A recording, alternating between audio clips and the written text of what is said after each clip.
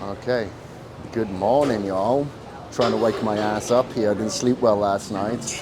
And we have 50 sets on legs to do today. And the reason why we're doing that is because it's my birthday this week. I'm 50 years old. And what I like to do every year, I'd say for the past 10 years, I usually do a workout that includes the amount of sets that's replicating my birthday. So man, God, when I get to 100, what the hell am I going to do? So the body's probably going to decline a little bit, but the intensity up here still keeps increasing. So I'm going to take my pre-workout now. So the reason why I'm stacking both, one is a non-stim, one is a stim. We have paraxanthine in one. We don't in the other, the dissident. We have cregatine, which is creatine with guanidinoacidic acid, GAA, that helps cross the blood-brain barrier. It's neuroprotectives and gets into the brain that much more efficiently. But there are ingredients, like we have quite a different ingredient profile in both of these, but now in studies we can see that ingredients such as like paraxanthine work in synergy with ingredients like PKTP that you have in the dissident. So stacking together, whoo, you better be ready for that bar.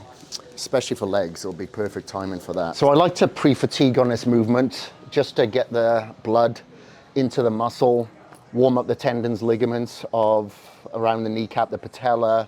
I've got a torn ACL and meniscus, so I do like to pre-fatigue here first. And we're going to pre-fatigue that even more so by going isolation with one leg before going on to the other. So we'll count one set here, one set there, one set here, one set there.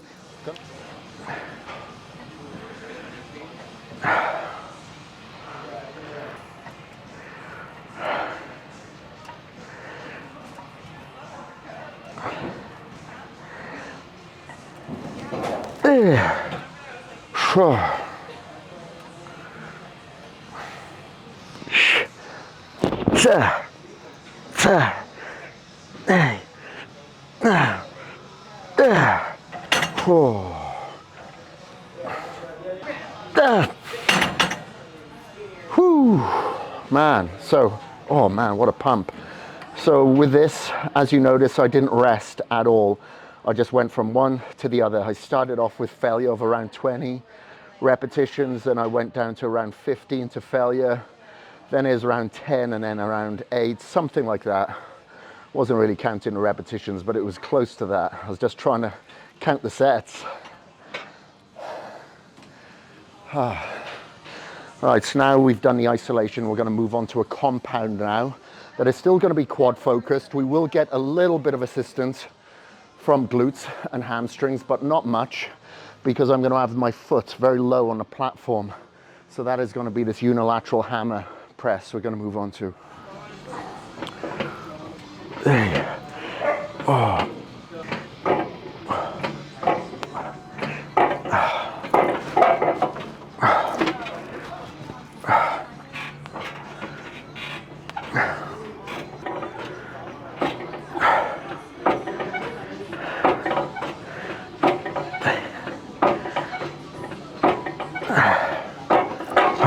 I'm going to put on more weight there. It was a little bit light. I was going to continue, but I thought I'd be doing 50 reps here.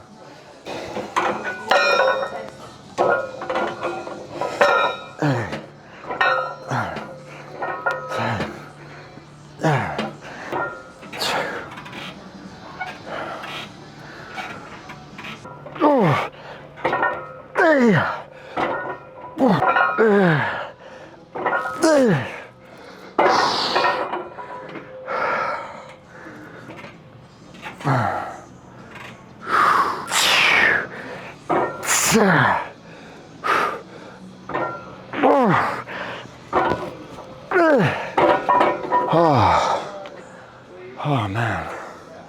So again, no rest on this. The first set, I went a little bit too light. I was doing like over 30 repetitions. So I got off and put another plate on there.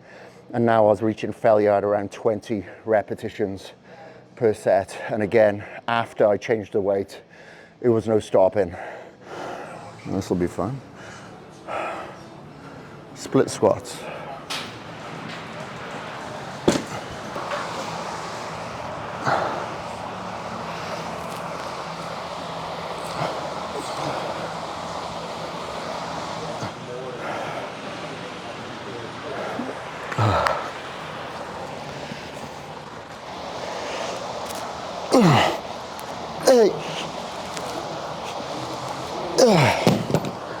Whew.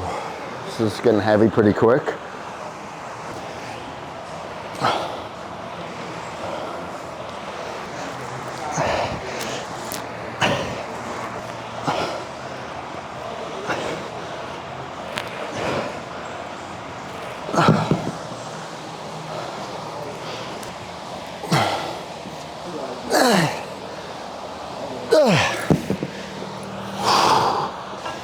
That was a struggle, man.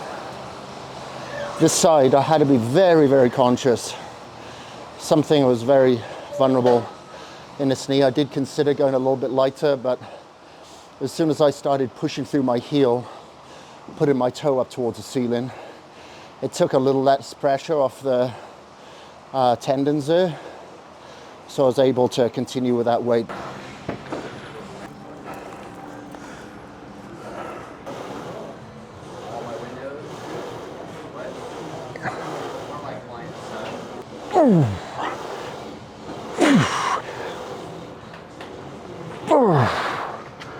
This is getting heavy really quick. When I start the weight, I'm like, this is easy. And then you get halfway through and it hits hard straight away. So I've put a band on this that takes off a little bit of tension at the bottom of the movement because my knees are a little vulnerable. So I want to take the stress away from the knees at the bottom by putting the band on. And I'm going to put some knee sleeves on now as well.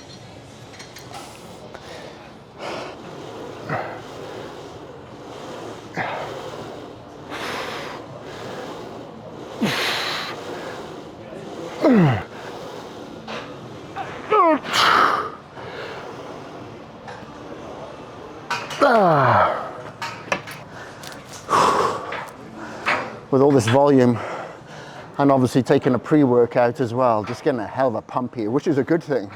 During my workouts here, I'm having essential amino acids, and because this is like the most catabolic time. A lot of people think that you build muscle, you actually lose muscle in the gym.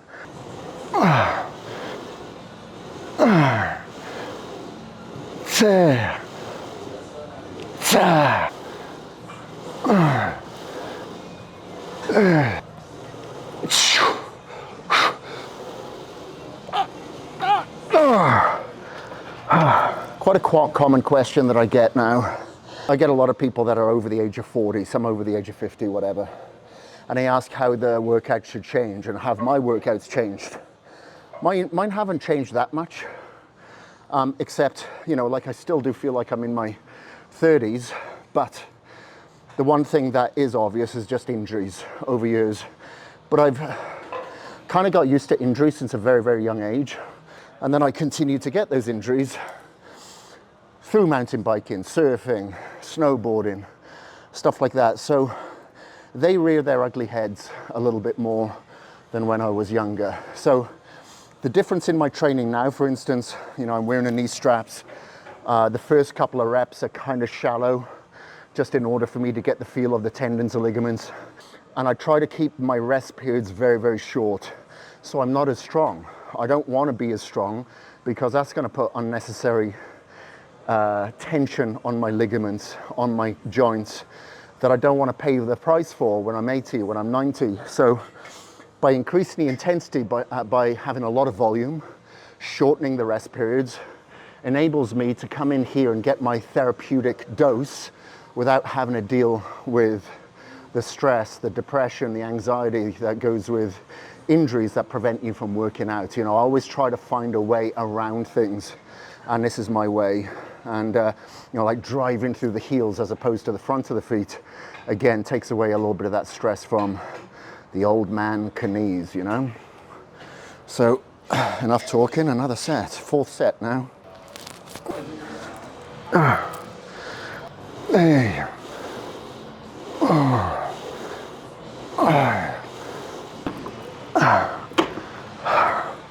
Whew.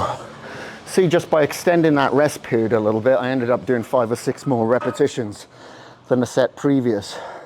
So I don't necessarily want that. I want to keep the intensity, be a little bit weaker, and create anabolism, I guess, and trauma through the intensity. We're going to go on to hamstrings now. We've done a lot on quads. So let's move on to some single leg hamstring curls. So again, on the single leg hamstring curl, we're just going to go back and forth, no rest in between these sets.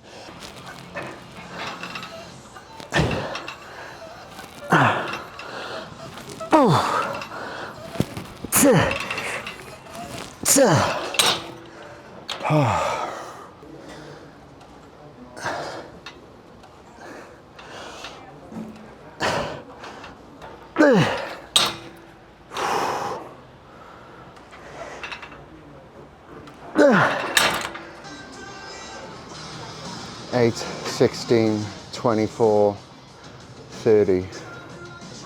All right, gonna do seated hamstring curls now. So this will be bilateral.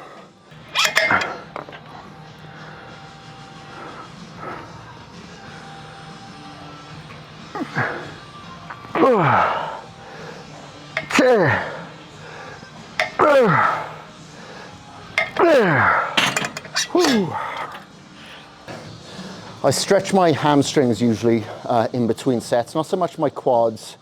My quads don't tend to get tight, but my hamstrings do, so I generally give them a bit of stretch in between sets, just not too long, like 10-15 seconds.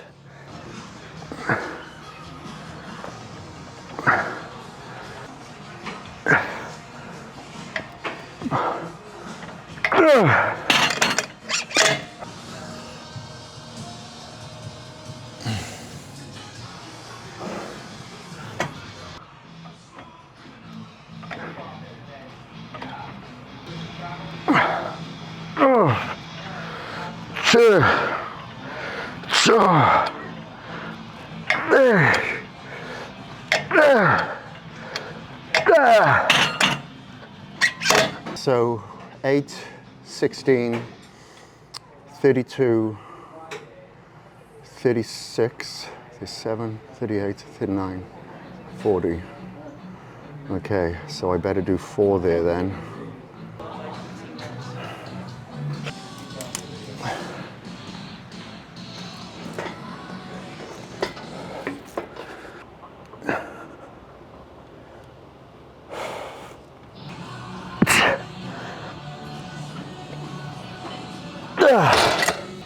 I've got my feet pointing outwards now, so by doing so I'll get a little bit more of the sweep here, and what I'll do occasionally on other weeks, I'll have my toes pointing inwards just so I can develop all areas of the calves. I don't know if any of you are into bodybuilding, but you'll notice when people are over the age of 40, they tend to lose size on their legs first, not their upper body, it's their legs. So I'm doing whatever I can to kind of ward off that sarcopenia and just really come up with creative ways to keep the development and the size of the legs.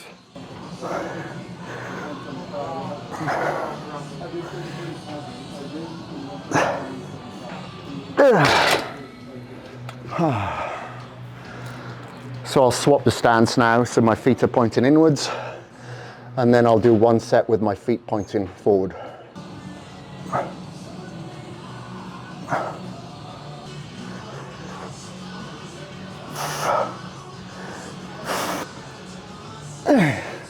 So we've hit the gastrocnemius now. So that is this knuckle here. Now we're going to work underneath it on the seated hamstring curl.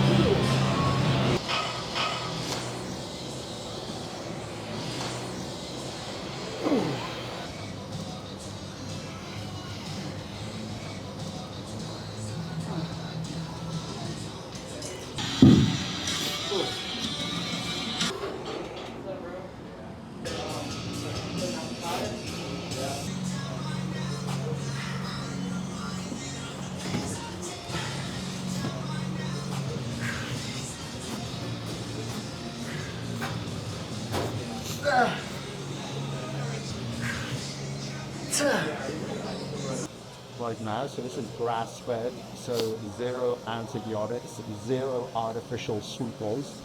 It's all natural, and there's digestive enzymes in there as well to help break down those protein fractions into smaller fractions to help with a higher bioavailability. And then I have the creatine, which is the creatine, GAA, B vitamins in there. And during my workouts, as I mentioned earlier, that's what I have. My longevity essential amino acids. Lovely. So that is our 50th birthday leg workout. And we got it done in an hour. So that goes to show you the intensity that we were training at. And I wanted to do a lot of unilateral sets in this workout as well, just so we could get done in an hour. Because as I said, I got stuff to do, and I'm sure you have as well. So thank you very much. If you like this video, like, comment, and subscribe.